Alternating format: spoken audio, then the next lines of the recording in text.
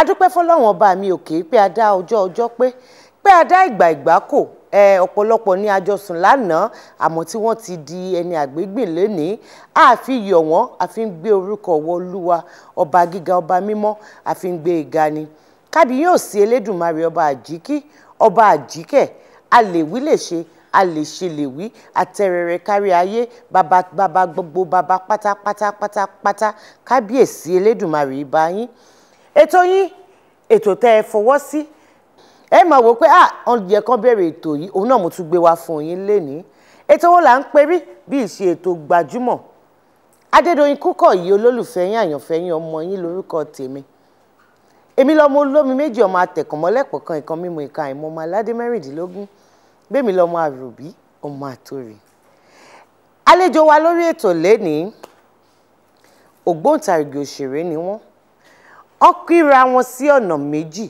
bí wọ́n ṣe ń bá tàwọn onígẹ̀ẹ́sì ṣe bẹ́ẹ̀ náà ni wọ́n ń bá tíátíátíámbì náà bẹ́ẹ̀ náà la ti ń rí wọn nìyẹn àwọn ti wà lẹ́nu iṣẹ́ yìí lẹ́ ti ta sí díẹ̀ èmi ò ní gbà yín lákòókò torí mọ̀ pé ọ̀rọ̀ ò ń bẹ nínú wọn tí wọ́n fẹ́ sọ fọ̀rọ̀ síkùn bí àgbàdẹ ni ẹ jẹ́ kálejò mi máa wọlé bọ̀ kétò yìí náà ṣe kíni kó bẹ̀rẹ̀ ní pẹrẹwu ẹ ṣé ẹ kú ilé lẹ́ẹ̀kan sí àlejò mi ẹ jọ̀ọ́ máa wọlé bọ̀.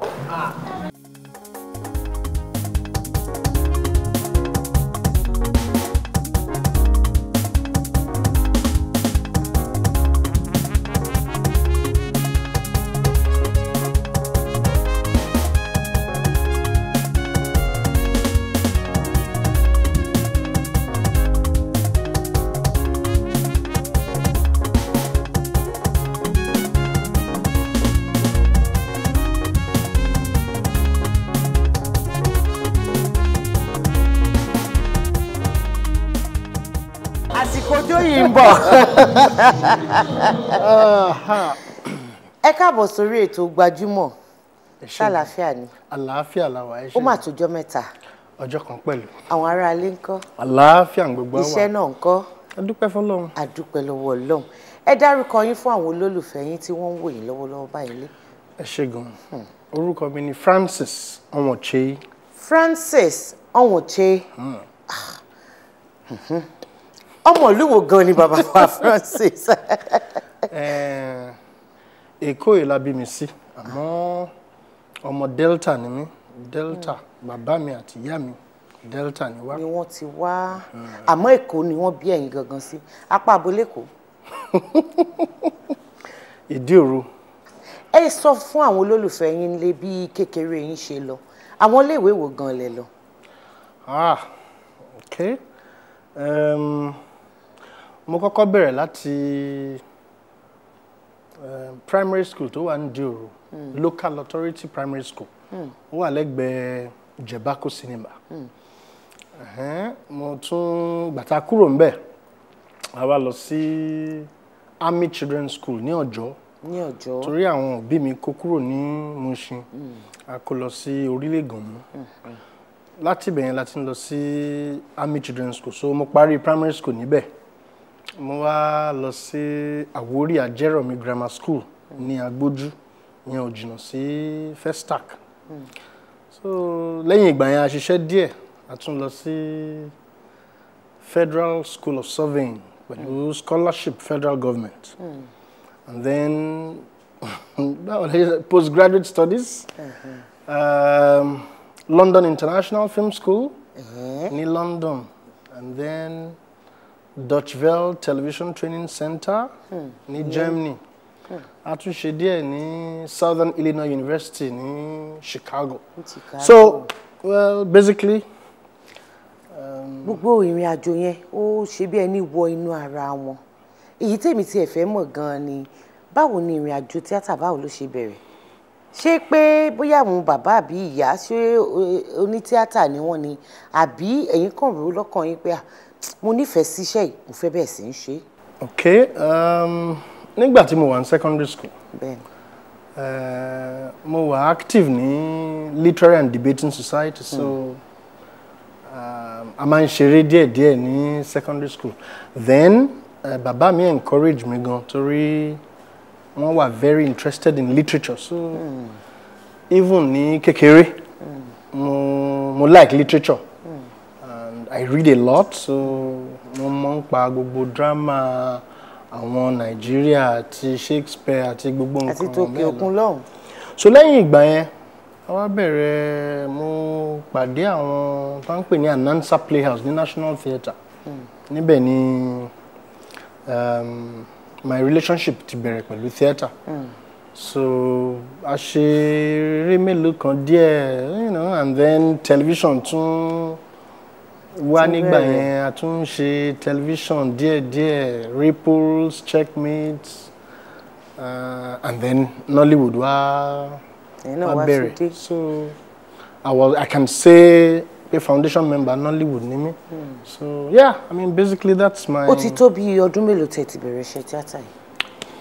This year, in September, a pé 30 years. Ọgbọ̀n ọdún tẹ́ ti wà nínú iṣẹ́ tíátà yìí. Ṣé lè rántí eré tẹ́ kọ́kọ́ ṣe yálà nítorí ìtàgé ni àbí ní ti sinimá? Orí ìtàgé ni mo ti bẹ̀rẹ̀. Orí ìtàgé ni mo ti ṣeré lọ títí kí ọ̀rọ̀ television tó dé, kí ọ̀rọ̀ sinimá tó dé. I can say èyí tí mo rántí jù tí mo fi bẹ̀rẹ̀ ni Things Fall Apart. A ṣe yẹn ní February 1985 ní Anansa Playhouse. Àdẹ̀pọ̀ gan ta wà nínú àwọn tó ti di àwọn eléré ńláńlá gbogbo wà nínú play yẹn. Richard Damijo, Ṣẹ́gun Arínze, àwọn tẹ́lẹ̀ tètè rántí ni mò ń pè yẹn, you know, and then a few of us, Fúnṣọ́ Àlàbí, gbogbo alájọ ṣe Things Fall Apart yẹn. Lẹ́yìn ìgbà yẹn a tún ṣe àwọn mélòó kan díẹ̀, including Báyé Yẹ Wọ́n Tán. Báyé Yẹ Wọ́n Tán. Yorùbá dẹ̀ nìyẹn, Yorùbá la fi ṣe yẹn, so those are one of my very early plays ní Yorùbá. Mo ṣeré ìtàgé lọ for a long time ká tó bẹ̀rẹ̀ sí ní ṣe sinimá, television àti sinimá. Ṣé ìgbà kankan wà tí ẹ ti kópa nínú eré Yorùbá yàtọ̀ sí àwọn ìtẹ́ ẹ ṣe lórí ìtàgé ní ti sinimá? Ní ti sinimá mo ti ṣe even lẹ́nujọ́ mẹ́ta yìí mo yìí ṣe mélòó kan, but the beginning ni Owó Blow. Mo bá wọn ṣe Owó Blow. And at that time, it was a big film. Tade Ogidan ni wọ́n ṣe. So lẹ́yìn yẹn mo ti ṣe Bínta Ọ̀fẹ́gẹ̀, Ìgárá Chicken, that's another title. Mo ti ṣe mélòó kan, mi ò kí rántí àwọn titles yẹn. Gẹ́gẹ́ bí ẹnìkan tó jẹ́ pé ẹ bá wọn bẹ̀rẹ̀ pẹ̀pẹ̀ ní ìgbà tí eré ìtàgé bẹ̀rẹ̀ àti eré sinimá pàápàá ní Nollywood ìyẹn nílùú Nàìjíríà yìí, ṣé a lè ní pé àyípadà rere òun ni ó ti ń bá eré ìtàgé àbí sinimá nísìnyí ni àbí kì í ṣe èròǹgbà tẹ nígbà yẹn òun lẹ ń rí sìn? Well, ní ọ̀nà méjì láti lè wò. Ṣé mọ̀ pé nígbà tá a bẹ̀rẹ̀, a lot of us commitment yẹn wà very serious. Kì í ṣe gbogbo ọ̀rọ̀ owó èló la máa pa èló la máa gbà none of that, so attention yẹn wà gan. O lè ṣeré mélòó kan then kan fún ẹni táṣẹ́rẹ́, but we were growing. À ń dàgbà síṣẹ́ yẹn, à ń mọṣẹ́ yẹn díẹ̀díẹ̀, and then you are knowing different aspects of the job. But now ó ti di ọ̀rọ̀ èló la máa gbà none of that, owó ti wá di nǹkan tó jẹ́ the key factor. But having said that, ṣe mọ̀ pé ní film production ní cinema there is development, growth. Ìdàgbàsókè. Bí àwọn camera ṣe ń change. Mo rántí gbogbo ìgbà yẹn tá bẹ̀rẹ̀ pẹ̀lú Super VHS, tá dé U-matic, tá dé Betacam. Now everything ti wà digitalized. So and then ọ̀pọ̀lọpọ̀ nínú wa ti ní trainings oríṣiríṣi here and there, and then they have become better in their art. So definitely a jẹ́ pé gbogbo iṣẹ́ tó máa ṣe ní gbogbo ìgbà yìí a jẹ́ iṣẹ́ tó wà very beautiful. Let me use this as an example. Wo bí programming, wo bí set yẹn ṣe wà so beautiful, you are so beautifully dressed and all of that. Ní ìgbà yẹn a ní rí gbogbo owó tá máa fi ṣe studio kó fine by and all of that, everything is so set out. A máa lo different 5, 6, 7 cameras. Ní ìgbà yẹn one camera ló máa lò tó máa fi ṣe gbogbo nǹkan tó fẹ́ ṣe, you know, and all of that. So definitely there is progress, and jù bẹ́ẹ̀ lọ, it will continue to get better. Look at a program bíi Gbajúmọ̀ ṣe, it's a very beautiful, very excellent program, you know. So ní gbogbo àwọn irú program in those days, and I think things will get better for us. Ṣé Gbajúmọ̀ òun lètò, ètò ní Gbajúmọ̀. Power Francis, lórí ètò Gbajúmọ̀, abala oríṣiríṣi òun ni a ní. Abala tá a fẹ́ wọ̀ yìí ni tẹ̀yin àtàwọn olólùfẹ́ yín, àwọn tí wọ́n ti ń wò yín ní àti ọjọ́ tó ti pẹ́, tí wọ́n gbọ́ àbí tí wọ́n rí àwọn nǹkan kan kà tí tó dàbí ẹni fẹ́ rú wọn lójú. A wá gbé àǹfààní yìí kalẹ̀ láti fún wọn láti béèrè ìbéèrè tó bá ń rú wọn lójú ń pa yín. Pé ìjọ́kíjọ́ tẹ́ bá wá sórí ètò yìí, àǹfààní yẹn á ṣí sílẹ̀ láti dá wọn lóhùn àwọn ìbéèrè yìí. Abala yẹn ni à ń pè ní ojú abẹ. Ṣé ó yá ká sojú abẹ ń kó? Ó ti yá.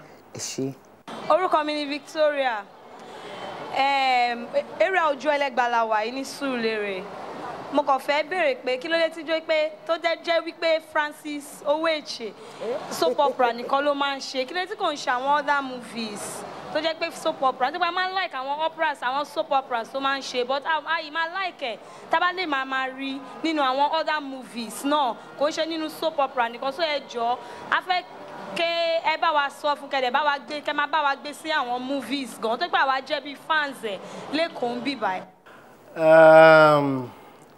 Òótọ́ ni bí wọ́n ṣe sọ ní kíní a lot of other people náà ti sọ, so I will màá tún bẹ̀rẹ̀ sí ní ṣe àwọn film so that kán máa lè máa gbádùn dáadáa. Ṣé ẹ já tún padà sójú abẹ. Orúkọ mi ni Adéyẹbí Zainab. Mo fẹ́ kí Francis Oweche, mo lè fẹ́ sọ fún pé mo like àwọn soap operas tó máa ń ṣe. Mo lè fẹ́ gbàdúrà fún pé Ọlọ́run máa ràn wọ́n lọ́wọ́ kó dẹ̀ máa continue good works tó ń ṣe. Mo dúpẹ́ lọ́wọ́ wọn, mo dúpẹ́ lọ́wọ́ wọn. Màá dẹ̀ ṣe àtúnṣe pé màá máa ṣe more films so that kán máa rí gbádùn. Gbajúmọ̀ òun lètò, ètò ní Gbajúmọ̀. Orúkọ tèmi ni Regina Chukwu. Èmi pẹ̀lú Doyin Kúkọ̀yí lórí Gbajúmọ̀. Ẹ má gbé kúrò ńbẹ̀ o.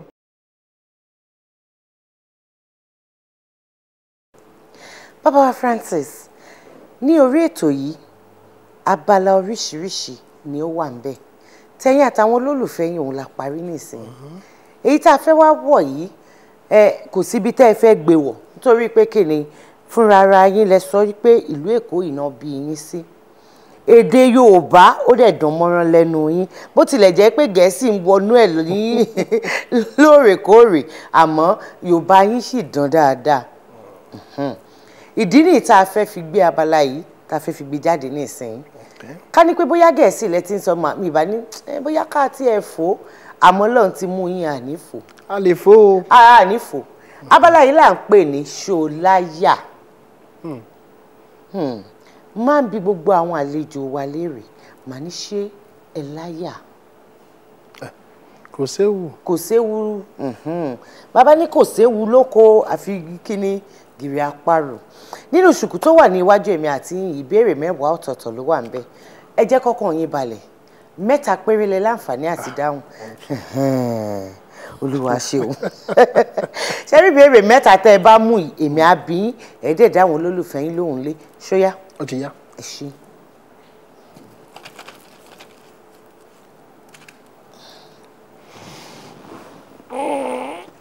Èmi ẹ mú 3 papọ̀ ni. Ó di 2. Wàhálà dé. Kò tiẹ̀ sí wàhálà kò gbọ́dọ̀ sí wàhálà fọmọ Ọlọ́run ẹ kó wá èmi á ràn yín lọ́wọ́ láti kà.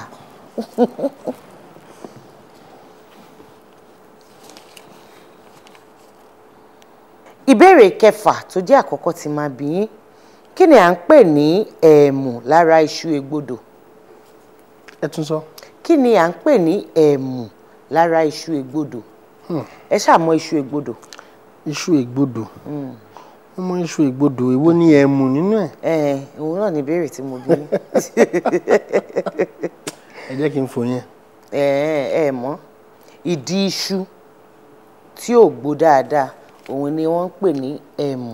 Tí mo ti ṣe ilé. Tá a bá jẹ a máa korò lẹ́nu òun ni wọ́n ń pè ní ẹ̀mù bẹ́ẹ̀ ni. Ìbéèrè ìkíní tó jẹ́ ìkejì tí màá bí yín kí ni Yorùbá ń pè ní enini? Enini yìí tó ń sound bí anini yìí.